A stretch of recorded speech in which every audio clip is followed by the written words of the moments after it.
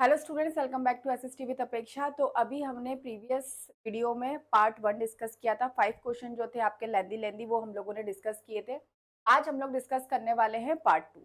ठीक है, चलिए बिना टाइम वेस्ट करिए हम लोग फर्स्ट क्वेश्चन देखते हैं। क्वेश्चन है आपका, mention any two causes that led to the civil disobedience movement. ठीक है, आपको बताना है कि जो सिविल डिसोबीडियंस मूवमेंट था उसके 2 कॉजेज आपको बताना है। ठीक है, बहुत ही इंपॉर्टेंट क्वेश्चन है। मैंने आपको पहले भी वीडियो में बताया था कि आपके non cooperation civil disobedience movement ऐसे हैं कि इसमें क्वेश्चन आते ही आते हैं। सबसे ज्यादा इस चैप्टर में से क्वेश्चन बनते हैं। चलो, the civil disobedience movement was sparked by several key events. ठीक है, ये स्पार्क्ड हुआ यानी कि ये फैला कैसे, कुछ की इवेंट से। पहला मतलब कि इसको चिंगारी कैसे मिली, पहले से ही गांधी जी ने डिसाइड किया था कि सिविल डिसोबीडियंस मूवमेंट वो क्या करेंगे, लॉन्च करेंगे। और उन्होंने सॉल्ट मार्च यानी कि डांडी यात्रा चलाई। उसके बाद उन्होंने को स्टार्ट किया। लेकिन इसको एकदम हवा कैसे मिली, सिविल डिसोबीडियंस मूवमेंट को क्या चीज ट्रिगर करी, ऐसे 2 पॉइंट आपको बताना है। तो फर्स्ट है आपका साइमन कमीशन। ठीक है, the formation of the Simon commission which had no Indian members was seen as a direct insult to the Indian people and their aspiration for self governance। ठीक है, तो जब साइमन कमीशन का formation हुआ, आपको पता है कि साइमन कमीशन एक एसोसिएशन, एक ग्रुप बना के भेजा था। कहाँ से? ब्रिटिश गवर्नमेंट ने इसे भेजा था इंडिया। लेकिन इसमें कितने मेंबर थे, ये क्वेश्चन भी आपका एमसीक्यू में पूछा जाता है। तो 7 मेंबर्स थे, लेकिन इसमें एक भी इंडियन मेंबर्स को नहीं किया गया था। इस वजह से इंडियंस लोगों को बहुत गुस्सा आया, सभी लोगों को, कि अगर साइमन कमीशन, अगर ब्रिटिश सरकार इंडिया में सुधार करना चाहती है तो इंडियंस की प्रॉब्लम समझने के लिए उनको इंडियन मेंबर को इंक्लूड करना था। इस वजह से वो लोग बहुत ज्यादा नाराज हुए और साइमन कमीशन को इंडिया में एक्सेप्ट नहीं किया गया।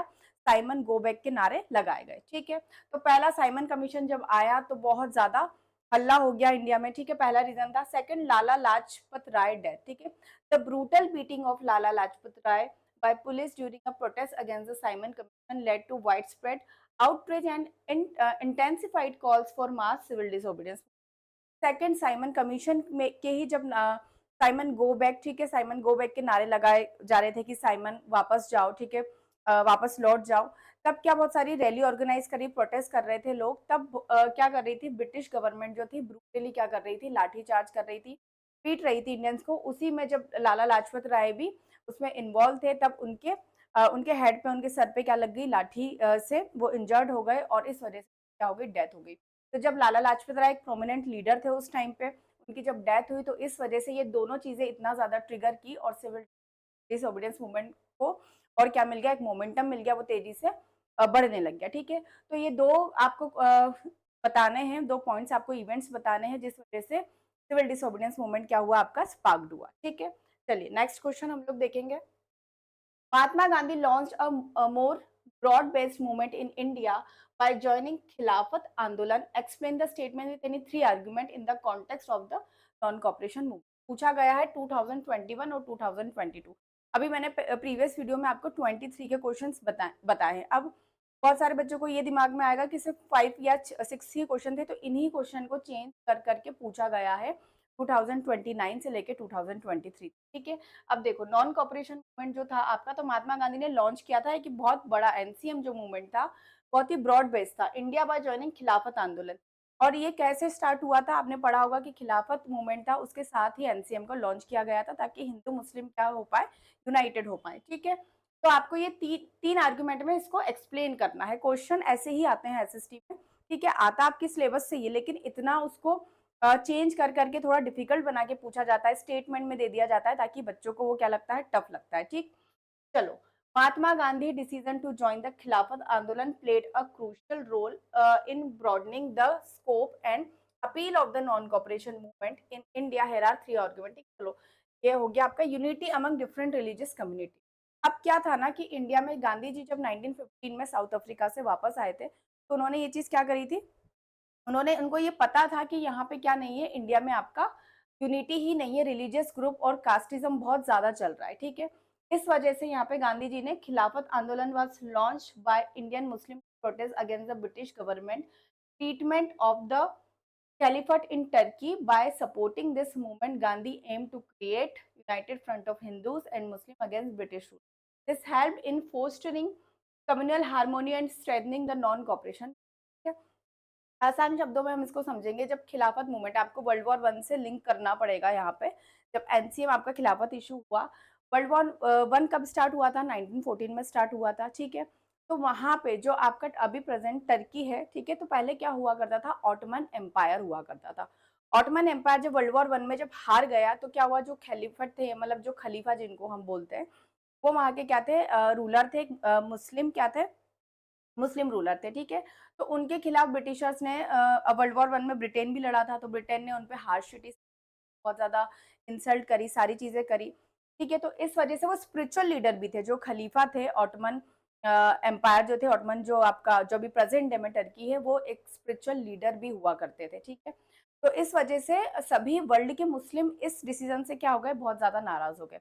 अब इंडिया का इसमें क्या रोल था? इंडिया में जो ब्रिटिशर्स जो इंडियंस थे, तो उन्होंने भी ब्रिटेन का साथ दिया था। किसमें साथ दिया था? ब्रिटेन का साथ दिया था आपका वर्ल्ड वॉर 1 में लड़ाई लड़ी थी ना, अब इस वजह से इंडिया के मुस्लिम भी नाराज़ हो गए कि हमने ब्रिटेन का साथ दिया और ब्रिटेन ने ऑटमन जो एम्पायर है उनको उनको इंसल्ट किया, उनको उनकी जो गद्दी थी वहाँ से हटा दिया, उनके ऊपर हार्श ट्रीटी साइन की गई। ठीक है? तो यहाँ पे इंडिया में मुस्लिम्स जो ब्रदर थे आपके, आपको कमेंट सेक्शन में बताना है कि कौन थे 2 ब्रदर्स, ठीक है?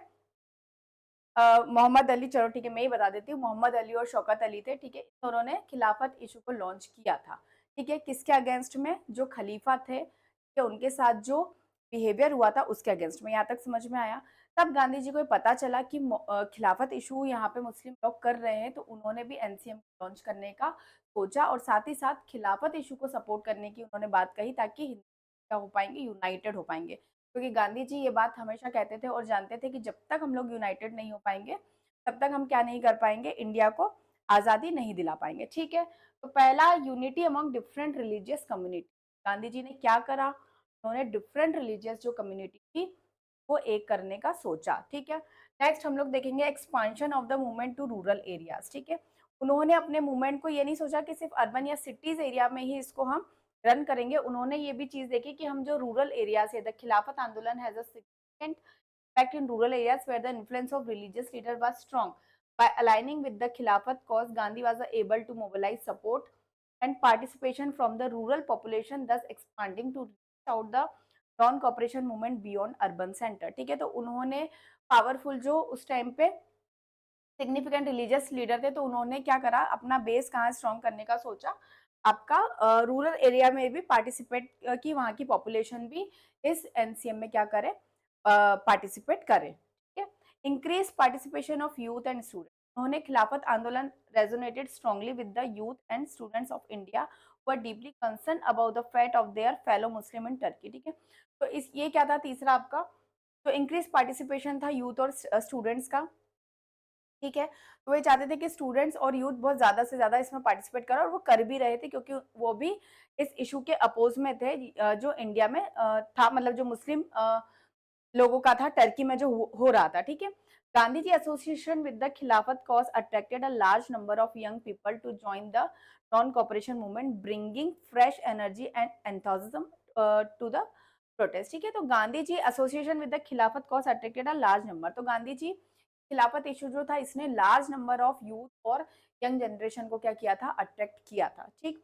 To join the non corporation, और इसी के साथ नॉन कॉपरेशन को भी उन्होंने ज्वाइन करने के लिए अपील की, movement bringing fresh energy and enthusiasm to the protest, ठीक है? तो ये मूवमेंट स्टार्टिंग में बहुत फ्रेश एनर्जी और बहुत अच्छे मूवमेंट से रन हो रहा था, ठीक है? लेकिन बाद में इसको क्या कर दिया गया? कॉल ऑफ कर दिया गया, ठीक है?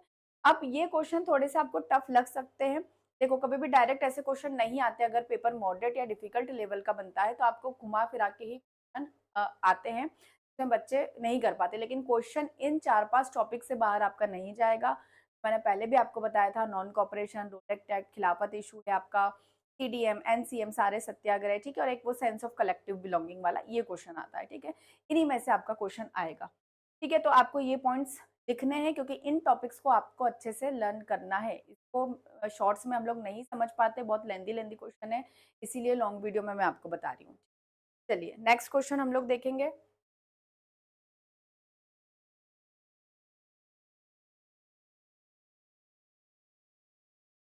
The effect of the non cooperation movement on the economic front पर मोर ड्रामेटिक। अब देखो स्टेटमेंट वाला क्वेश्चन मैंने आपको बताया था, आ गया। The effect of the non cooperation movement to the economic front were more dramatic, support the statement with example. आपको बताना है कि जो नॉन कॉपरेशन मूवमेंट था उसका इकोनॉमिक जो फ्रंट वर्ड मोर ड्रामेटिक हो गया। मतलब आपको अब देखो क्या समझ में आ रहा है इस क्वेश्चन से कि आपको इकोनॉमिक चीज बतानी है कि इकोनॉमिक लेवल पे कैसे नॉन कॉपरेशन मूवमेंट को रन किया गया होगा या इसके क्या इम्पैक्ट, मतलब कुछ इकोनॉमिकली फाइनेंशियली चीज की बात कर रहा है ये, ठीक है।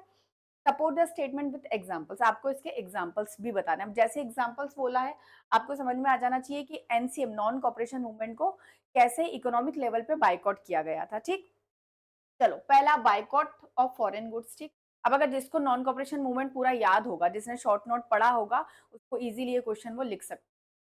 अब देखो boycott of foreign goods, people across India boycotted British made goods specially textile led to a significant decline in the sales of foreign goods and a rise in the demand for handmade Indian goods like khadi which promoted local industry। इन्होंने क्या करा, boycott कर दिया किसका, आपका foreign goods का इन्होंने boycott कर दिया। मतलब पहले जो फॉरेन से बहुत सारी चीजें लोग क्या करते थे, रॉ मटेरियल इंडिया से ले जाते थे, ब्रिटेन में बनाते थे और उसी को वापस कहाँ पे सेल कर देते थे, आपका इंडिया में सेल करते थे। तो ऐसी फॉरेन गुड्स बहुत सारी, जैसे कपड़े थे आपके, ये क्लॉथ्स हुआ करते थे, तो इनको गांधी जी ने बोला कि non cooperation movement. Non cooperation का मतलब क्या होता है, कॉपरेशन किसको कहते हैं हम, कॉपरेट करना। नॉन लग गया, एन लग गया, यानी कि नो, मतलब कि हमें ब्रिटिशर्स के साथ कॉपरेट नहीं करना है, ठीक है। तो जो उनकी चीजें हैं बनाई गई उनको भी हमें नहीं यूज करना है। तो ब्रिटेन से जो भी चीजें आती थी, क्लॉथ्स वगैरह आती थी, उनको बाइकआउट कर दिया गया। इंडियन गुड्स को एक्सेप्ट किया गया कि जो भी इंडिया में चीजें बन रही है, वैसे ही आपका जो कपड़ा अभी भी चलता है खादी, तो खादिम भी कहते हैं, उसको एक्सेप्ट करने की बात कही और इंडियंस लोगों ने ये चीज बाइकआउट करना स्टार्ट भी करा, ठीक है। बाइकआउट ऑफ ब्रिटिश इंस्टीट्यूट, ठीक है। ब्रिटिश इंस्टीट्यूशंस जो थे, ठीक, जैसे उनके जो स्कूल्स थे, कॉलेजेस थे, कोर्ट, गवर्नमेंट जॉब्स, जो ब्रिटिशर्स, क्योंकि उस टाइम में तो सब कुछ ब्रिटिशर्स का ही था, उसको बाइकआउट करने की बात करी। मतलब नॉन कॉपरेशन में आपको एक सिंपल ट्रिक याद रखनी है, कॉपरेट नहीं करना है, हर चीज जो ब्रिटिशर्स की उसको क्या करना है, बाइकआउट करना है, ठीक। रिवाइवल ऑफ स्वदेशी इंडस्ट्रीज, रिवाइव करना है स्वदेशी इंडस्ट्री, मतलब जो स्वदेशी, स्वदेश, स्व मतलब अपना, ठीक है, देश, ठीक है। तो swadeshi industry, the movement encourage people to support local industry such as handloom weaving and to boycott British goods. This created as boost for Indian made goods and reduced the economic dependency on Britain. Simple कि हमको स्वदेशी industry उसको क्या करना है, आप यहाँ पे रिवाइवल की जगह प्रमोट भी लिख सकते हैं। प्रमोट करना है, जैसे कि हैंडलूम, हाथ से जो वीविंग होती है, बुनाई का काम जिसको हम बोलते हैं। And to boycott British goods, this created boost for Indian made. तो उससे क्या होगा, अगर आप इंडियन चीजें ज्यादा खरीदोगे तो इंडियन मेड चीजों को बूस्ट मिलेगा और इंडस्ट्रीज क्या होगी, वो आगे बढ़ेंगी। And reduce the economic dependency on Britain, और हम ब्रिटेन के ऊपर हमारी जो इकोनॉमिक डिपेंडेंसी वो क्या हो जाएगी, कम हो जाएगी। These action caused significant economic disruption to British trade and governance in India, making the economic impact of the movement, okay, particularly dramatic, ठीक।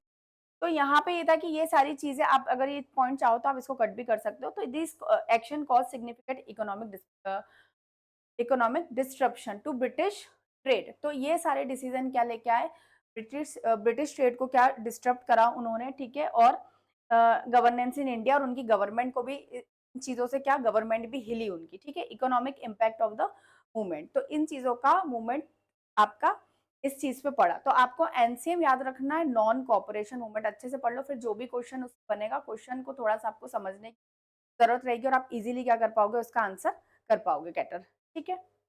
चलो नेक्स्ट है, describe the spread of non cooperation movement in country side. अब आपको बताना है जो non cooperation movement था वो कंट्री साइड। अब कंट्री साइड का मतलब क्या होता है, जो रूरल कंट्री के साइड, यानी कि रूरल एरियाज की बात हो रही है, ग्रामीण क्षेत्रों में कैसे जो आपका नॉन कॉपरेशन मूवमेंट था वो स्प्रेड हुआ, फैला, ठीक। The spread of the non cooperation movement in country side involve several की डेवलपमेंट, ठीक है।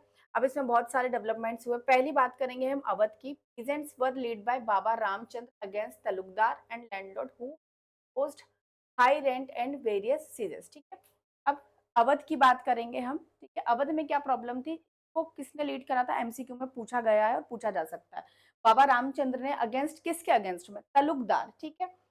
और landlord who imposed high rent and various cesses. अब क्या करते थे, जो छोटे-मोटे किसान या वर्कर्स, लेबर्स होते थे, इनको ये लोग या तो इंटरेस्ट से पैसा देते थे या आप क्या करते थे, लैंड देते थे काम करवाने के लिए, ठीक है? तो बहुत ज़्यादा इस पे क्या लगाते थे, हाई रेंट और हाई टैक्स लैंडलॉर्ड्स इनसे लेते थे। अब लैंडलॉर्ड्स बच्चे क्वेश्चन पूछते हैं कि ये ब्रिटिशर्स थे क्या या इंडियन थे क्या? इसमें इंडियंस ही थे, लेकिन उस टाइम पे इतनी इक्वालिटी नहीं थी, ठीक है? और जो लैंडलॉर्ड्स होते थे उनको भी रेवेन्यू और टैक्स पे करना पड़ता था, किसको? ब्रिटिशर्स को, हाई टैक्सेस। तो वो किससे लेते थे?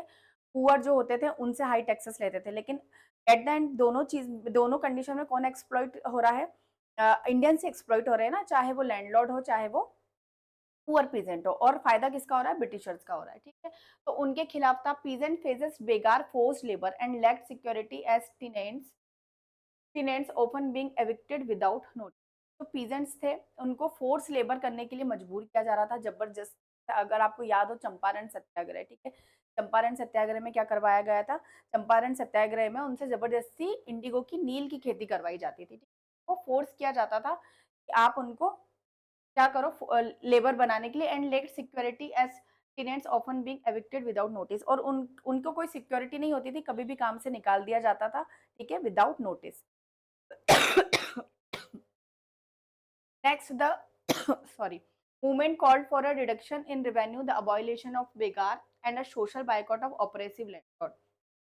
जो मूवमेंट था एनसीएम, तो जो आपका विलेज कंट्री साइड थी उसमें क्या था कि रिडक्शन चाहते थे वो किसका? हाई टैक्सेस का, और अबॉयलेशन चाहते थे किसका? बेगार सिस्टम का, फोर्स लेबर का, कि बाइकआउट कर दिया था उन्होंने पूरी तरीके से, किसको? जो लैंडलॉर्ड्स और तलुकदार जो हुआ करते थे, जो अमीर हुआ करते थे, रिच पीजेंट्स आप एक तरीके से कह सकते हैं। Jawaharlal Nehru visited village in Awadh to support the movement and understand local grievances। ठीक है, जवाहरलाल नेहरू ने फिर विलेज को विजिट करा, अवध को विजिट करा, और वहां पे उनकी जो प्रॉब्लम्स थी और जो लोकल लोग थे उनसे क्या करी? बातचीत करी, उनकी प्रॉब्लम्स को समझा। By October, the Oath Kisan Sabha was established, rapidly expanding to over 300 branches in the region। अक्टूबर में किसान ओथ सभा या ओथ किसान सभा को लॉन्च किया गया, और बाद में इसकी ओवरऑल 300 ब्रांचेस उस रीजन में, मतलब कि कंट्री साइड रीजन में क्या की गई? एक्सपांड की गई। However, the Congress leadership was concerned about the movement direction as it lead to the violence against landlord and merchant। अब ये चीजें फैल तो गया, स्प्रेड तो हो गया मूवमेंट, लेकिन धीरे धीरे ये वायलेंस में कन्वर्ट होता जा रहा था। गांधी जी का जो मैसेज था उसको क्या किया गया? गलती से, मतलब कि सब लोग अपने अकॉर्डिंग, अपनी प्रॉब्लम्स के अकॉर्डिंग क्या करते गए? इंटरप्रेट करते गए, ठीक है? तो ये आपको रीजन लिखना है। नेक्स्ट और छोटा आंसर है इसका, why did Mahatma Gandhi decided to call off the CDM movement 1930। Call off किए गए थे गांधी जी के जितने भी मूवमेंट थे, वो क्या थे आपके? सारे ही क्या होते जा हुए, हमेशा सब में उनको सक्सेस।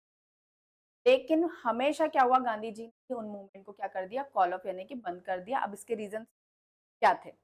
पहला, अभी तो सीडीएम पूछा, एनसीएम से भी ये क्वेश्चन पूछा जाता है। सीडीएम से ज्यादा नॉन कॉपरेशन मूवमेंट वाला क्वेश्चन बहुत बार आया है कि why did Gandhi ji call off non cooperation. Mahatma Gandhi decided to call off the CDM, Civil Disobedience Movement, in 1931 because he reached a pact known as the Gandhi-Irwin Pact with the British Viceroy Lord Irwin। Voice Roy थे उस time पे Lord Irwin, 1931 की बात है। CDM कैसे start हुआ था? Comment section में बताना। और ये सीडीएम एनसीएम ये मैंने शॉर्ट्स में भी बहुत अच्छे से समझाए हैं। अगर आपको बहुत शॉर्ट में समझना है तो आप एसएसटी विद अपेक्षा के चैनल पे जो शॉर्ट्स डले हुए हैं वहां से आप समझ सकते हैं, लेकिन क्वेश्चन इतना लेंदी है तो शॉर्ट्स में समझाना अच्छे से मैं समझा भी नहीं पाती और बहुत मुश्किल हो जाता। ठीक है, तो इरविन पैक्ट, जो वॉइस रॉय इरविन थे उनके साथ गांधी जी ने एक पैक्ट, एक ट्रीटी साइन करी, यानी कि एक समझौता साइन हुआ। A part of this pact, the British agreed to release political prisoners, allow the participation of Congress in the second roundtable conference, and lift the ban on the salt satyagrah। Gandhi believed that this was a significant step forward and decided suspended movement to give negotiation। तो एक pact sign हुआ था किसके साथ? Irwin के साथ, ठीक है। उसमें 11 डिमांड्स रखी थी गांधी जी ने। गांधी जी ने उसी डिमांड में रखा था कि ठीक है, हम सीडीएम जो सिविल डिसोबीडियंस मूवमेंट है उसको क्या कर देंगे? कॉल ऑफ कर देंगे, लेकिन आपको जितने भी प्रिजनर्स को, जब सीडीएम चल रहा था तो बड़े बड़े लीडर्स, पॉलिटिशियंस को क्या किया गया था? जेल में डाला गया था, उनको आपको छोड़ना पड़ेगा। साथ ही उनको इन्विटेशन दिया गया किसका? सेकेंड राउंड टेबल कॉन्फ्रेंस का, कि ठीक है हम इंडिया की जो प्रॉब्लम्स है उसको डिस्कस करेंगे। और सेकेंड राउंड टेबल कहाँ होती थी टाइम पे? कॉन्फ्रेंस लंदन में होती थी। तो वहाँ पे इनविटेशन दिया गया कि ठीक है आप आओ, आप वहाँ पे बैठ के बात करेंगे। तो गांधी जी ने फिर डिसाइड किया कि एक बहुत अच्छा चांस है नेगोशिएशन करने का, इसलिए उन्होंने ओबिडियंस को क्या कर दिया, वहीं पे कॉल ऑफ कर दिया, लेकिन ऐसा कुछ हुआ नहीं था, जो प्रिज़नर थे ना ही उनको छोड़ा गया और जब उन्होंने सेकंड राउंड टेबल पार्टिसिपेट किया तो वहाँ पे उनको कोई भी वैल्यू नहीं दी गई और कोई भी उनसे नेगोशिएशन क्या उनसे बात तक नहीं की गई, ठीक है? तो आपको ये बताना है कि मेन रीज़न क्या था क्योंकि गांधी जी ने इरविन के साथ एक पैक्ट साइन कर लिया था, ठीक है? जिसमें अब ये 5 क्वेश्चन आप लोग पढ़ लो, ये 21, 22 तक हो गए हैं। बाकी नेक्स्ट वीडियो में हम लोग कुछ पैसेज डिस्कस करेंगे और कुछ शॉर्ट आंसर और जो आपके एमसीक्यू है, वो भी हम लोग डिस्कस करेंगे। अगर शॉर्ट वीडियो आपको देखने हैं, एसएसटीवी अपेक्षा के शॉर्ट्स में आप लोग देख सकते हैं और अगर कोई भी डाउट आता है, तो आप बिल्कुल कमेंट सेक्शन में कमेंट कर सकते हैं।